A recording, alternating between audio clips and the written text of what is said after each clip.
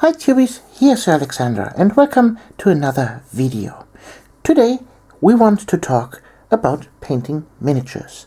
Specifically, we are talking about getting better or getting worse at miniature painting. Well, what do I mean with that? A few days ago I was watching a Twitch stream with a nice Twitch streamer, and she was painting miniatures, and she was painting a commission piece, and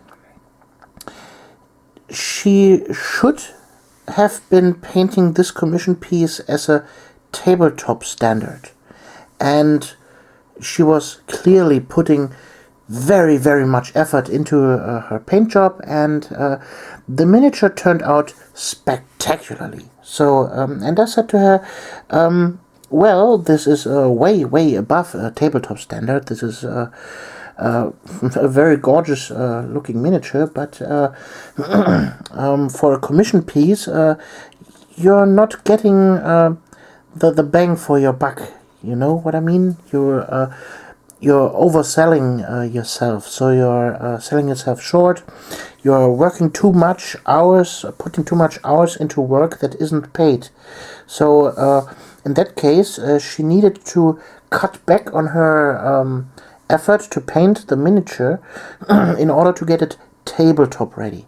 So and she told me she doesn't know how to go bad with her paint job. And the other way around, some people are struggling with painting their miniatures to a higher standard. They are watching YouTube videos of Trovarion, for example, or other high-level painters, or Squidmar miniatures, for example, or the good old Lester Bursley from Awesome Paint Job, and they are looking at those models and they feel inferior, and this is disheartening. And so here's an idea: the 3 miniature challenge.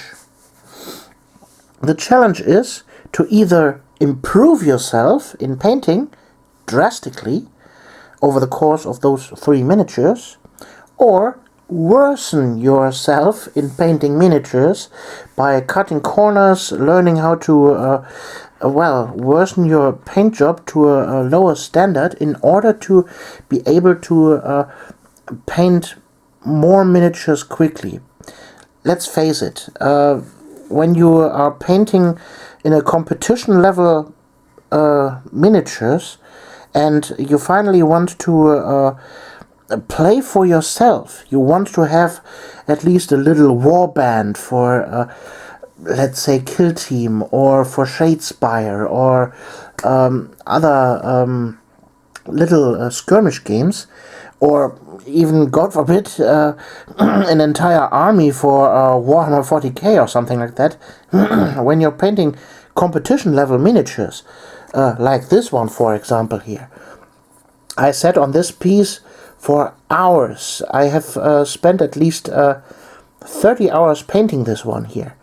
And it shows the difference against maybe this one here. This is a 5-minute paint job with contrast paints. And you can clearly see the difference if you look closely. So, the challenge here is to take 3 similar miniatures.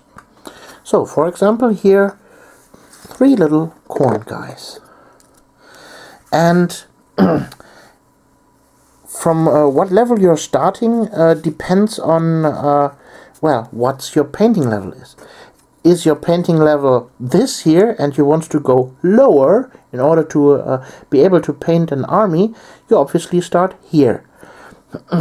If you're at this level here and you want to improve yourself, well, then you start here. What is this here and here saying? Well, this is a miniature just painted with contrast paints. Just spray painted him white and then some contrast paints, and ta-da! Here we have a tabletop ready miniature. It's not fantastic, but, well, it suits the purpose. So, then we have here a version where we have also worked with contrast paints, but we spent some more time in painting here the helmet, the horns, for example. Here's some nice metallic work on the X, then some more details painted in, like here, for example, the skulls. Then the flesh tone is more worked out, and so on. And the base work is also different. So this is a different version. And then we have the third version where we have put in way more work. See, for example, here nice transitions in the red, more skull work, and also more metal works here, hair and skin tone and all that kind of stuff. So what's the process here? The process is quite easy. You start with a miniature with the level of paint job that you are used to do. So, for example, if you're used to painting competition miniatures, painting style miniatures, well, you start with that. You pick the first miniature up and paint it like this. If you're starting at the low point, well, use your contrast paints, your low-level painting styles, and start there. And then you double or half the time you used on this miniature. Say, for example, this piece took me 30 hours. Well, the next piece you have only 15 hours to paint the miniature. You painted 10 minutes on this miniature. Well, next time you paint 20 minutes on this miniature. And then the next step, you paint the next miniature. Well, it turned out then at least double the time and effort you put into it. So you are at this stage after 10 minutes, and then you say, okay, the next 10 minutes I will focus on painting the metal works on the X better, for example. And then you can say, okay, I give it another 10 minutes and work on the skin. And then, well, your second miniature is done. Same goes for the competition level standard miniature. You halve the time that you're working on and come out with something like this. This is also a work from me. I took not that long.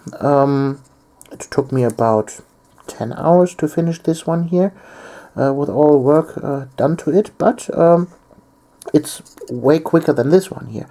So in that case, you start cutting corners. So you, when you're working with this one here, you start, okay, the bullet holes and the rust work and so mustn't be that intricate, or we could lower on the stippling part and go more for a layered version and stuff like that. So, and you're lowering your standard or you're raising your standard, and you start working with new technologies, with new paint styles.